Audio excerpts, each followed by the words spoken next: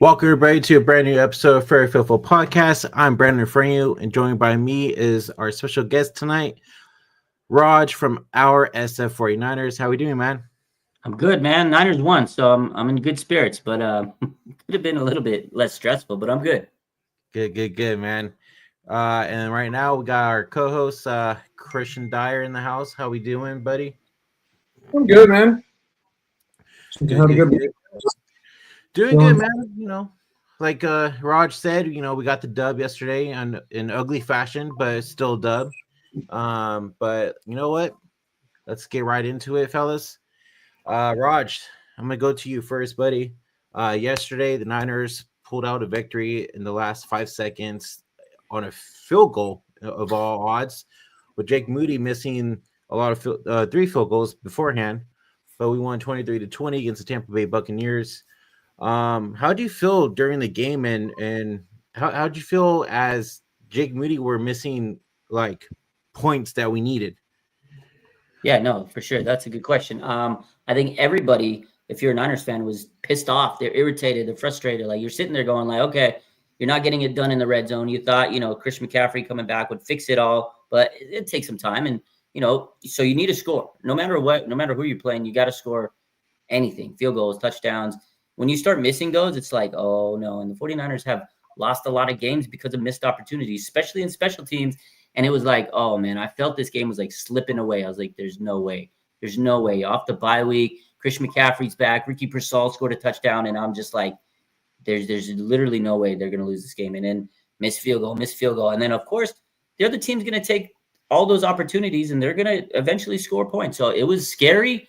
I was glad they walked away with the win. Like I said, it was a tough, gritty win. They escaped, but I was stressed out the whole damn game, man. I was like, oh my God. And everybody was roasting Moody. And Debo blew up on him, and rightfully so, because they drafted this guy in the third round. This is a guy they spent a draft pick, a premium draft pick. So I feel like it's granted, it's warranted, because again, like people have been saying, hold him accountable, but that could have been like a star linebacker or cornerback they had with that pick. And ever since they drafted him, there's a lot of pressure on his shoulders. So yeah, I was stressed out, man. Right. Christian, same question with you, man. How did you feel, during this game and with the missed field goals from Jake Moody? How are you feeling, bro? This team is exactly what I expected it to be. Not good. They can win some games, but I still don't think this team's very good. I don't think they're a playoff team. McCaffrey coming back didn't really fix things. Like, we still move the ball up and down the field, but we don't have points. Like, I'm pretty sure we lead the league in yards per game. It's insane. And we don't win games, right? And then we want to blame the defense like they're not playing good enough.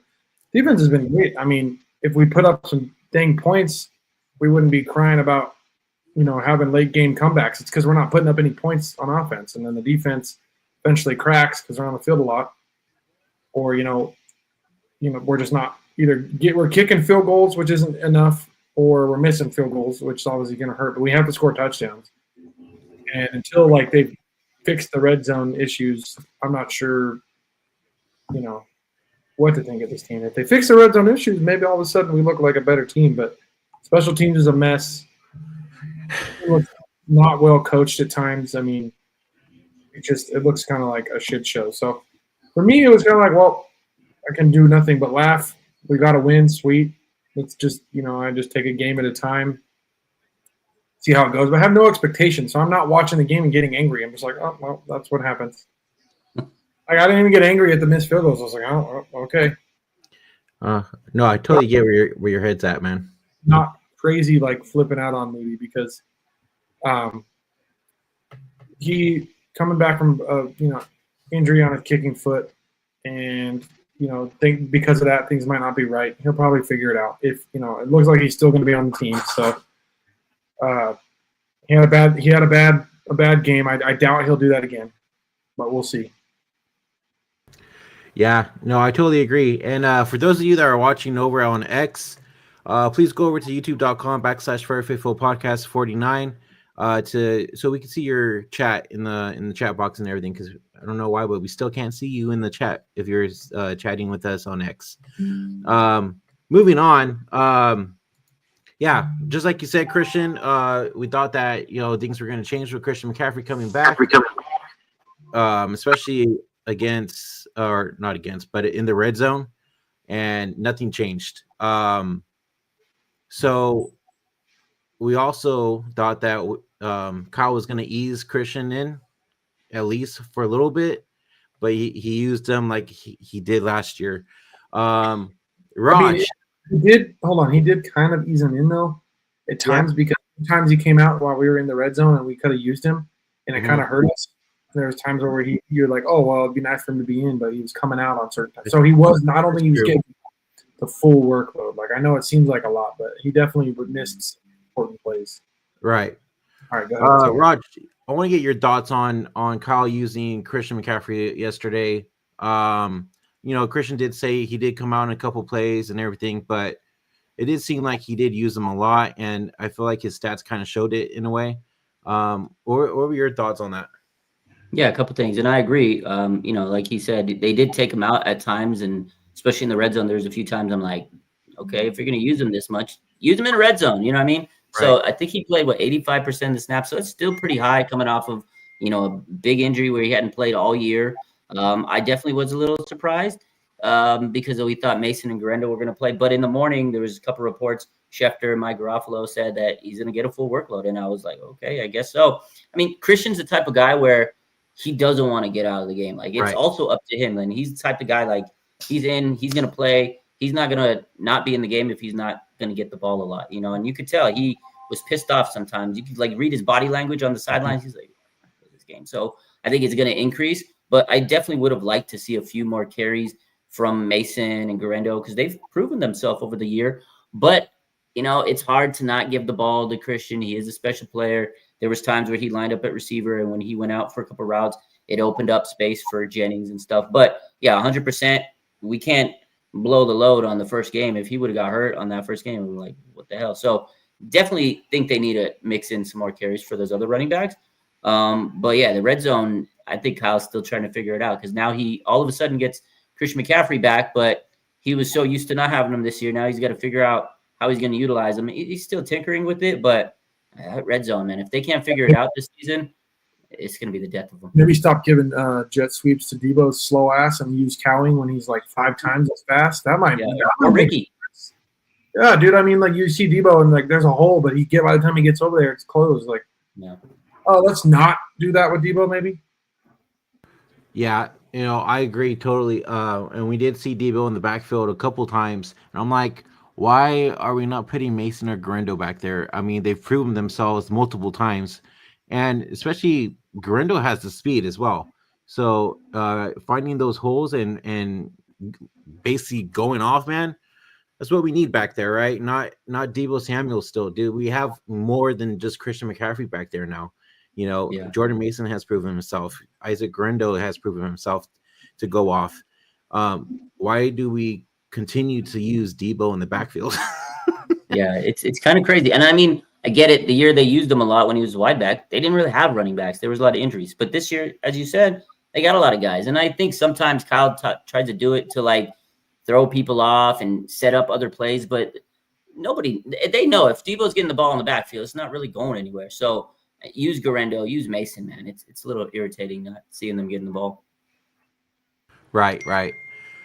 All right, so my next question for you guys is, so we saw, kind of like how you mentioned, Raj, earlier, that Debo got into it with Pepper and Moody, especially after Moody missing 3 field goals that were consensual.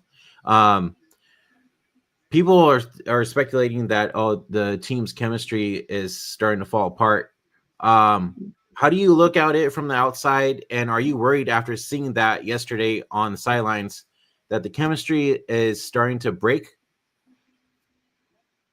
Oh, so a couple things on that. So first off, okay, Jake Moody, you're paid to make those field goals. So I get it. Everybody's frustrated at him, and I know you guys just said, he was coming off an injury. So yeah, you don't expect him to maybe be 100%, but that's an issue with the team. If he wasn't 100%, or if he was still kind of having some issues lingering, maybe they should have kept him out a little bit, but that's going to happen. He missed those field goals. Hopefully moving forward, he doesn't miss anymore because, again, if we're not scoring the red zone, you have to make those field goals. But honestly, I stood with Debo. I get it. Hold people accountable. He is a captain. I mean, Tabor, I think he overreacted. Kyle Shanahan talked about it today. He said he reviewed it. He thinks Tabor overreacted. Like, I get he's like going to stick out for his guy. I think East Bay Chris posted something from like Reddit a couple years ago where Tabor was like, if you piss off my special teams guys, I'm going to go to war for them. So he's the type of guy that's going to have his guys back. And I respect that out of Tabor, but it was between Debo and he came up, told him to lock in. I don't think there was anything bad about it. And, he's just trying to motivate him. That's the way he did it. Some people don't agree with it, but Jerry Rice said it. Jesse Sapolo said it. They said that's how we used to handle business in our day. So I don't think it was a bad thing. I don't think there's any chemistry issues. Honestly, I think this could be the turning point of the season. I think this might be the moment that says we got to fucking lock in, because if they don't, they're going to lose these games. So I thought Debo didn't really do much bad. Yeah, Debo did what any captain would do. I agree. I think the outside people were definitely looking at able to take exception to that. It's like ridiculous. Like, dude, like is our kicker that mentally fragile? You have to come defend him when the captain says lock in. Right. Yeah, no, I totally agree, man. I'm on Debo's side 100% with this. It's not like he said anything bad. Debo explained what he said. He said Moody needed to lock in, and after that happened, he won the game for us, right? So, I think like Christian said, that I think he's still kind of trying to reboost himself, to be better out there, especially after that injury. And I think he'll be better next week against Seattle. So my next question is for you, Raj, is are you still on the Kyle Shanahan train? I mean, after how this season's been so far?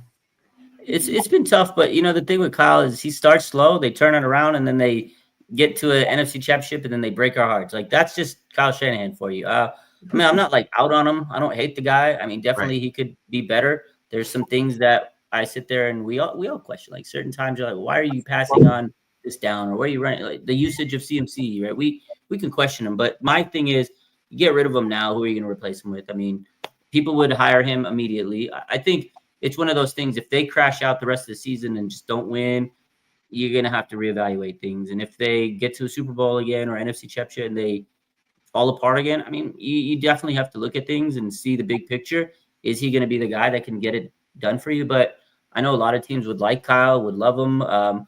I just think he puts a lot of stress on himself. He does call plays. He's supposed to be the genius, but maybe having a better offensive coordinator or an offensive coordinator in general could help him. I just think he puts a lot of stress on himself. He overthinks things a lot. But no, I'm not out on Kyle. I just think that, I don't know if they're going to win a championship with him. He has really helped this team over the last couple of years. They've gotten a lot of, big wins. They've made it far in the playoffs. But the thing before that really was bad. I remember those years under Chip Kelly and Jim Tomsula and, but I think everybody's salted because you got rid of Harbaugh and it was like, why, so it's been weird, but I think overall he's done a good job, but he could do better for sure. I think he could definitely do better. Christian, thoughts? I mean, he's not going anywhere. He's the best probably.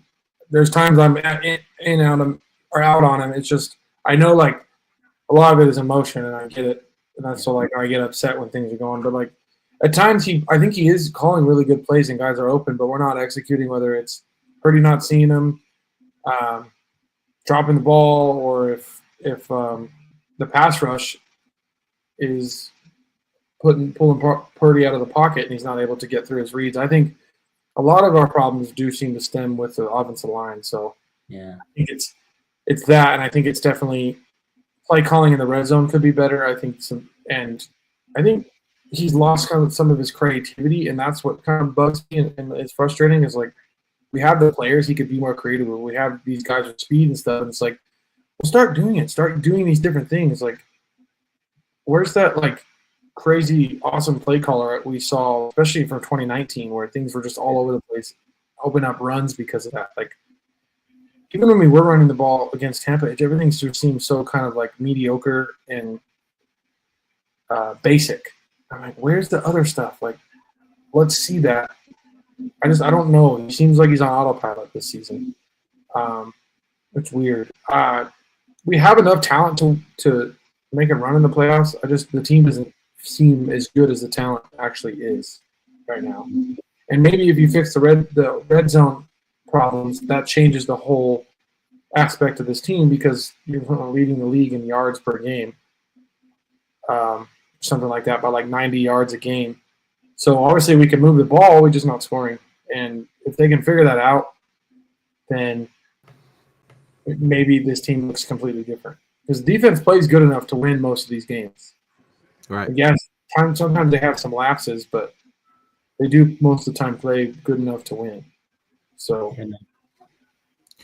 I agree with that. I want to kind of dovetail off. ahead. I agree with that. I feel like there's been a lack of creativity as well. Like I think you mentioned earlier, like I don't think I see them do a lot of these like jet sweeps and motion and end around. Like I used to see all types of crazy plays. Now it's like a basic, run up the middle. Every once in a while they'll throw some interesting things here, but I do feel like he's lost his creativity. Maybe he's just saving it for later. But at some point, you can't keep saving things. You gotta figure it out because you're not gonna get too far if you're saving things. And red zone for sure, he's definitely struggled in the red zone. But also, I think teams have really figured them out. Look around the league. We're watching this game tonight. Mike McDaniel, he's a product of Shanahan. A lot of people run the same stuff that Kyle does. So I feel like the league is kind of up to par with. Up to speed with Kyle does, but I do need to see him get a little bit more creative. That's why I said maybe get an offensive coordinator to help him out a little bit. I kind of agree on the defensive thing. Defense has been up and down, but there's times where if the offense isn't scoring, your defense is going to be tired. So I think it definitely has been an issue. Do you think he's holding back and not being creative because he's trying to not let this team peak before the Super Bowl, before? I think so. At times I feel that because sometimes I'm like, we peaked last season. Trying to like get through certain games, and if he can hold off a little bit and win these games without going all out, I think he really is trying to save a little bit for down the stretch. But I wonder if that's the case because we peaked early last year and our offense was not at its best. Like I don't care how good we say the Chiefs defense is, we should have smacked them. Yeah, we're a way better team than the Chiefs in general. The offense peaked, like we just weren't scoring. We weren't putting up points like we should have been. Yeah, for sure. That was unbelievable. Yeah, they should have been scoring like 35, 40 points. Yeah, we got outcoached that game. You could like Kyle knows how to coach and he knows how to put up points, but with that game, it's just like, what are you doing, bro? Like, you know what I mean? Like he gets into his head too much, like you were saying, Raj. And jet sweeps are one of the best things he puts into this offense, and he doesn't. Yeah. He took it away. He really doesn't do it. I remember 2019 was like that was the Debo special. It was. He didn't even use it. Ricky. Ricky could do it. He's quick. He didn't even use it in the second half of the Super Bowl in 2019 with Debo. It's like if he was using it, I think Debo would have. Yeah, I don't think he won that game. Yeah, dude, and Ricky looked freaking phenomenal yesterday. Like, dude, he's good. He's good. He's crispy on his routes, man. He's good. Like I seen what drafted him. Like I mean, it's a good thing we drafted him because the way we lost IU, the way his knee is, I don't know. Yeah, player like he really messed up his knee. It's bad, man. ACL, MCL, some meniscus damage. He probably won't be back till mid-season next year, if that. If that, and will really ever be the same player again? 100%. Yeah, I don't know if he will. And Debo, like you said, he's kind of slowed down a little bit, and he may not be back. So actually, the Ricky Pearsall pick looks genius now. I like Cowling. We just don't get to see him yet. Yeah, I think they want him on special teams, but he's just not clicking on special teams. No, he looked good on that one. If the guys actually blocked, he would have had a return. Yeah, that's true. Right. He might break one before the season's over. He could. I hope he does. Yeah. We need it. I'm okay with it. I just see him, receiver screen. Stop throwing these receiver screens to Debo. Throw it to Cowling, who can accelerate so quickly that he's gone. Debo's not the guy anymore for that. But Kyle can't let it go. That's kind of what I feel like because Kyle, that's his boy. He gets so locked on those guys. Right. Debo's his boy. Like there's remember when like Debo was saying like, "Oh man, I thought they were going to trade me." Like Debo loves this team. He loves Kyle. Kyle loves him. What's up, David? Just, I think he revolves the offense around, I think, the wrong player. He'd obviously, it's like McCaffrey and then Debo. It's like, how about Kittle? How about the offense revolve around Kittle and then you go from there, right? So he seems like he's picking the wrong player who to maybe have the offense be around. And I think it should be Kittle right now. He's our best player. Right. Then you have McCaffrey do his stuff. Then all the other guys come in from that. But when we start doing that, things might change on offense. So that's like another thing too, is that I feel like I don't know if you were also one of them, Raj, yesterday during the game, but a lot of people were saying feed Kittle, right? You saw that on Twitter, right? Yeah, everyone. I mean, the guy's airing it up this season. 7 games, the last 7 games, he got 7 touchdowns. Like, give him the ball. He's unbelievable. I thought he was going to have at least 5 catches. I was surprised he didn't.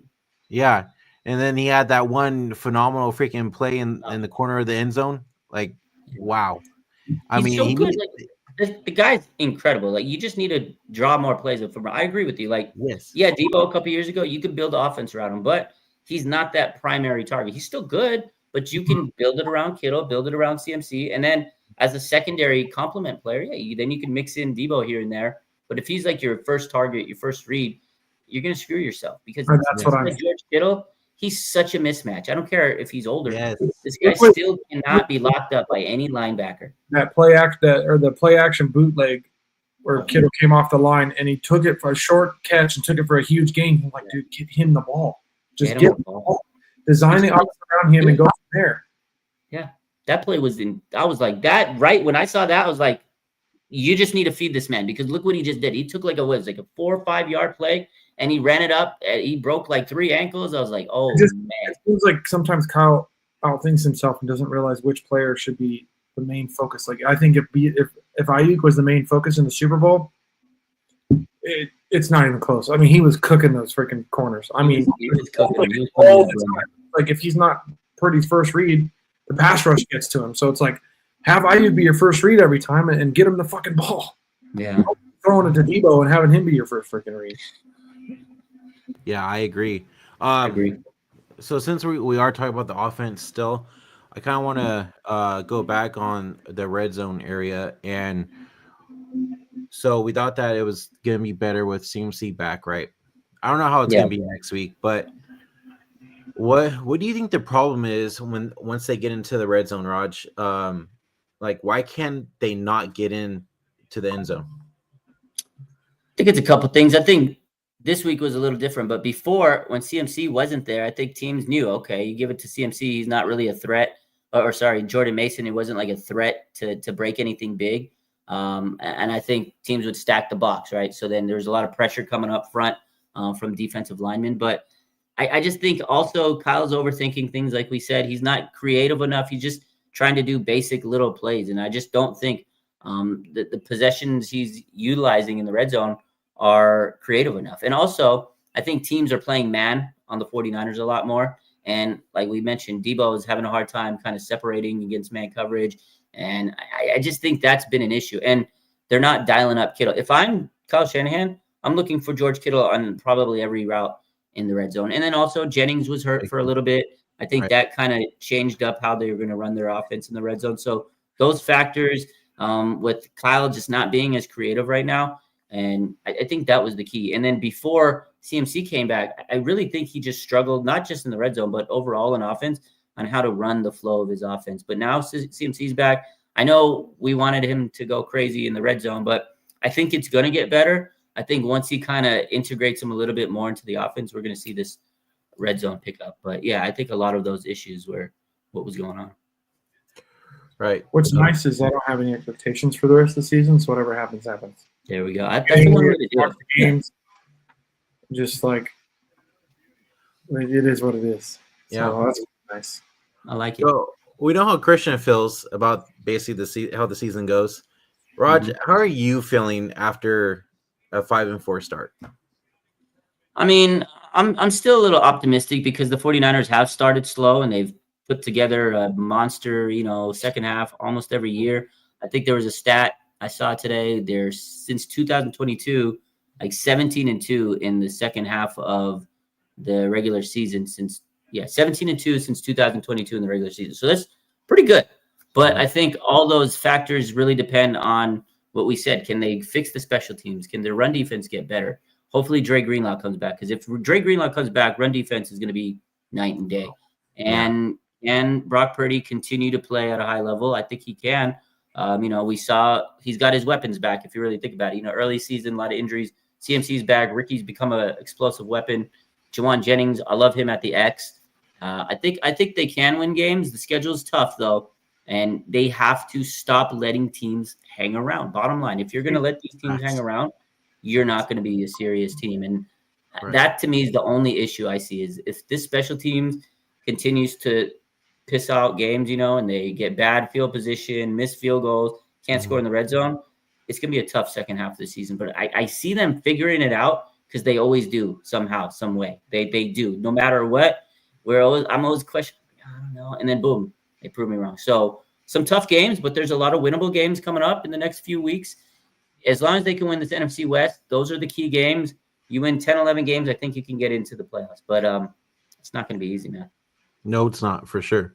Christian, you had something you wanted to say? I was going to say, I wonder if part of the reasons we're having issues in the red zone, like Purdy is playing good, but he's not playing like we've seen him play. Like, he's holding on to the ball longer.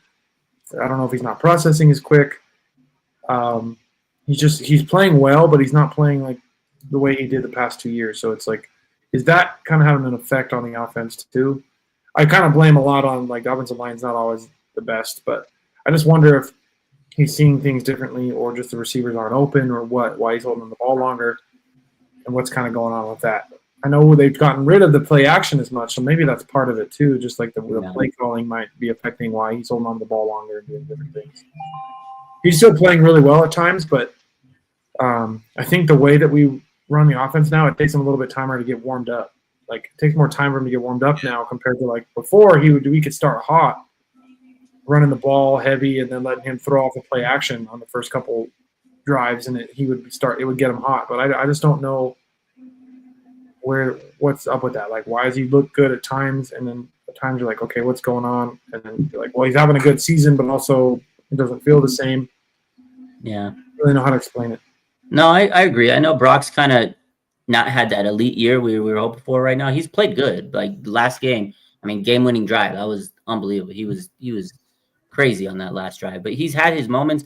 I think a lot of it, again, goes back to CMC, and then going back to Kyle, the play calling. Play action definitely has been not really, and it hasn't been a factor this year, because they haven't really had that threat with Mason and Grendel. They played good, but you never had that threat of, okay, boom, play action, fake the play, fake the run. Brock Purdy's had to run a lot more. That's a big difference in this offense. So he has been holding the ball on, trying to create, playing hero ball. But also, I think too, is they're not doing the checkdowns. I know you said they're not doing, the end arounds and stuff like that. But a lot of the offense, it used to be a little dink and dunk, and that wasn't bad, but it sets up bigger plays, and I haven't seen that. But maybe with CMC back, they can utilize him to, throw a little slant over the middle. I saw a little bit of that yesterday. He kind of opened it up, in the middle, and he was getting it to him. So I feel like as they get a little bit more chemistry and they get kind of their groove back, I think that'll change. But yeah, Brock definitely has held the ball on a lot more. I think it's because he doesn't have that safety valve, which CMC was, and I think that'll change. But yeah, if Brock doesn't play to par like we want him to, then yeah, it's gonna be a wild season. I think teams have studied him a lot over these last 2 years. I like the idea of going back to some dink and dunk, getting the ball out. Like, you got receivers that can do it. You got receivers that can do it. Like, he's Cowing, getting the ball into Cowing's hand quick. Let's see what he can do, run after the catch. Same thing with Pearsall. Now you got McCaffrey back. Let's do some screens. Let's do some things. I'd like to actually add that more into the offense instead of just trying to throw the ball downfield so much, and then throw the ball down the field when we need to. I think that would completely change the offense, and it would be even better. But I don't know if we will. But I don't know why we can't integrate more speed into this offense when we obviously have it. Right. No, you're right. Not using it. I don't get it. 100%. Well, before the team was known for their yak, right? They were the yak bros. Mm-hmm. That's literally what the offense was. And now I think, I don't know the latest stats, but the last couple of weeks, they were like the last place team in Yak, which was We're known for Purdy. Total flip. We're known for Purdy being a gunslinger this year. That's what. Yeah, it's crazy. Right. No, real quick, Roger, I do want to ask you, like, a lot of us, a lot of the fans are like up and down on the offensive line. I want to know, I wanted to get your head at, where's your head at with the offensive line? And do you think, with Purdy running around, you think that's because the offensive line cannot just block? Or is it because he's trying to just extend plays, even though he does have time in the pocket sometimes? I think it's both. I think a lot of it too, because teams are playing more man coverage. So he's going to have to try to create to get his players to separate more and get some more time. But I mean, Pooney's been like this guy, everybody knows, Dominic Pooney's hell of a rookie. We all love him. Great guy. Gem. Right. Trent Williams is Trent Williams, but there's been times where he wasn't 100% Trent Williams. He's made some boneheaded plays. First few games trying to get back into shape. You can see the lack of training camp. Aaron Banks, he's been good. Brendel and McKivitz, they've been average. They haven't been below average, but yeah, I think O-line play has been better than some people would say, but it's not like elite. It's okay. I think there's times where, yeah, the pressure from the O-line caused Brock Purdy to be under duress and he has to create plays. But then I think also too, just defensive playing the man up has caused that. But yeah, yesterday Buccaneers defensive front was they're good. So I think that was one issue where Brock was stressing early until the second half where he was able to kind of figure them out a little bit. But yeah, I think it's twofold. Definitely could be better. I know in the future we all want him to draft more Dominic Poonies, especially on the right tackle side, because again they have average linemen in key positions. We need above average guys out there. Yeah, I agree. You got anything to add to that, Christian? Oh, you're on mute. Oh, add to what? Sorry. To basically what Roger's saying about the offensive line. Like how basically give your thoughts about the offensive line. Well, I mean, they can be good at times, but like sometimes, like running the ball this past game was not good. Not at all. Like not good at all. Like we were not blocking well and whatnot. So it wasn't. That wasn't the best at times. And it's like seems like sometimes they can protect Purdy and sometimes they can't. I know he's holding on to the ball a lot, but it's like I don't know. I still don't trust the right side of the line at all. I think at least a right tackle. I think if we had a legit right tackle, his offensive line would be a lot better. Pooney's awesome. He just needs a running mate next to him, and then that right side will be good. I think the offensive line did okay in this game though. I think some of the guys coming in untouched has to do with the running backs not chipping. So offensive line did okay this time, I'd say. Jake Brendel, yeah, he's. Hey, Rod. Rod, I wanted to ask you. So Feliciano is coming back hopefully next week against Seattle. Where does he go in the offensive line? Yeah, no, I was listening to their offensive line coach, actually, Chris Forster, talk about him. He kind of said he's more of a rotational player, like a depth player. He's definitely not going to start. That's what he said last week. So I think he's one of those guys where he's going to be a fill-in. They'll move him around where they see fit if there's an injury or if someone is playing like trash, then maybe he'll step in. I see him maybe playing in that center spot if Jake Brendel can't be consistent. I could see him stepping in there. I think they really like, Colton McKivitz, much to a lot of Niner fans' desire to get him out of there. I think if he had to pick a position to start on this O-line, I think Chris Forster would start him probably at center. But I think initially he's just going to be a depth piece, and he's good. He's good. That'd be nice. Yeah. Cool. How much time do you have left, Raj? I probably got to bounce right now because my daughter was just texting me. All right. So just real quick, man. Last question for you. We'll go ahead and I'll move on to next week's matchup against Seattle.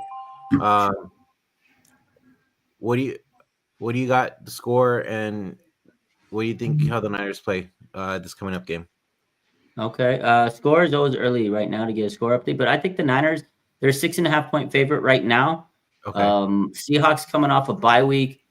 That's going to be big for them. that's going to be big for them because they're going to have the rest advantage.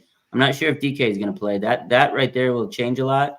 But I think the Niners can beat them by this is home game, back home. I would say the Niners can win at least by a touchdown. But I think it all depends on if DK is back, who's healthy. George Kittle right now has a hamstring issue, so that's going to affect it. Right. It really depends on how healthy this team is. But I think having Christian McCaffrey back this week is going to be massive again, just like it was last week. So I expect the Niners to win. Geno Smith does not do anything for me. I think as long as Geno Smith's the quarterback of the Seattle Seahawks, the Niners are going to crush him because the Niners, they own that guy.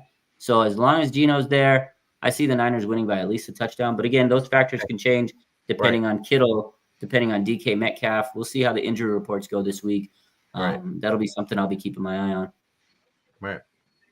All right, cool. Well, thank you for joining us tonight, man. We really appreciate it. It was good time. This is great. We definitely got to do it again sometime. We have more for time. Sure. It's always good hopping on other people's channels. If you guys just let me know, we'll figure something out when I have time again. And always fun. Thanks for having me. And let's hope the Niners win next week, man. Because if they lose to Seattle, it's gonna be nasty. I know, right? Yeah. All right, for sure, man. You take care. Have a good night. All right, you too, guys. You guys enjoy the rest of your night. Thank you. All right, thanks. Take care. Bye. Take care, buddy. Take care. Thanks. All right. That was Raj from our SF 49ers. If you guys haven't yet already, please go follow him on all social media platforms. The guy is doing it big. So kudos to him. Thanks again, Raj, for being on the show with us. Christian, you got any other takes that you want to talk about this past game before we I guess you could say you can tell Bosa's not 100% right with his injury. I thought I think that thing that him not making that tackle on Mayfield is quite interesting. I'd say to make that tackle, he's got to do the so-called hip drop tackle, and he didn't do that because they're telling him not to. So people got to make the tackle. Well, if he tries to yank him down, then they call it a hip drop, and Baker gets hurt or something, and so he didn't. And that's the outcome, right? That's the outcome when you say don't make these kind of tackles. That's the might as well play flag football, right? Yeah, go back. Beto's too good for us now. He does too many shows. He does too many shows, so we're the show he had to cut out. So he's too good. I tried to get him on tonight, but he said that he has too many shows, basically, like Christian said. And then Dion said he had a show with Bashar tonight, and I still have yet to see him go live. So I don't know when they're coming back. Hopefully soon, though. And Media is taking a break from podcasting. He's about to graduate. He's trying to finish school. So shout out to him. Yeah. Well, real quick, I do wanna actually touch on that series that Tampa Bay had, where Nick Bosa was basically holding on to Baker the whole time. What the hell happened to the defense on that drive, especially with all the penalties that we were getting called against us? What the hell happened? What do you think happened? All the penalties? I mean, we were undisciplined, I think. The penalties are probably were warranted. It's kind of annoying. Mm-hmm. Mostly because it's like, okay, well, you weren't calling this all game. Now you're calling this kind of stuff. Like certain penalties, you got to call, but it's like, why are you calling every little thing? Yeah, exactly. That was pretty annoying. Like, why are we calling every little thing when you're not doing that the whole game? Like, stay consistent, please. Right. Well, I can't expect anything from these refs. These refs are terrible. They're terrible in college football. They're terrible in the NFL. And they don't ever seem to really get, they're kind of like protected from any kind of real criticism. And I hate that part of football that, we can't say anything about the refs or we'll fine you, blah, blah, blah. Like, actually, let's hold them accountable for once because they're freaking terrible. And if they're going to call this game a certain way and then change it at the end, they need to freaking not be, having their hands in the game. Let the players play it. If it's a close call, you don't call that, and it's gonna you're gonna be the talk of the game. Don't call it. I definitely agree for sure. The players play football. Okay? You're not there to just walk teams down the field. And I do have to say, some of those calls, were bullshit calls on that series, to be honest. I don't know if you watch college football, but trust me, I'm not too happy with the calls and referees right now. Oh yeah, I know. Tell me about it. But I mean, even we could just put it out this way. Patrick Mahomes got caught on the mic yesterday, talked to the refs saying, "Let me know when this guy is coming to get me." Dude, that wasn't even the worst. They got two awful calls. Two awful calls on the same drive. They caught the only touchdown drive that the Chiefs had in that game, and it would have been the difference in the game. One, there was a quick sack that would have made them punt, and then all of a sudden there's a phantom freaking receiver or illegal touching or whatever the hell they called, and then the Chiefs would have had to punt because there was a legal man downfield, right? And they didn't call it. I don't know. It's just the refs are ridiculous. Yeah, and then Joey talking about the Utah game. That's the game I was talking about. Oh my god, dude! The refs, but the refs did that, and at the same time, the other game going on, Texas Tech and Colorado, they did the same thing to Texas Tech. It happened at the same time, same conference. That's crazy, dude. I'm just freaking over football, dude. Referees, man. This has been probably the worst year of like football that I can remember. It's just been boring and terrible. Like, yeah, well, dude, didn't good too. Even the 4:00 games yesterday, they were horrible. They were all good, dude. It has not been good. Football has not been good. It's crazy, dude. It has not been enjoyable this year. Yeah. The product has been terrible. Terrible. Yeah. Well, we're going to have to see. I think that's going to do it for us tonight. Talk about the Niners beating the Bucs 23-20 yesterday in Tampa Bay. Moved to 5-4 on the season. Our next matchup's against Seattle Seahawks. I think we're playing at home, right? Or is it in Seattle? No, it's at home. We played in Seattle the Thursday night game. So it's at home. So we'll definitely be back later this week to preview that game. And hopefully Dion and Beto will join us this next time. But other than that, until next time, guys, we'll see you later. Go Niners.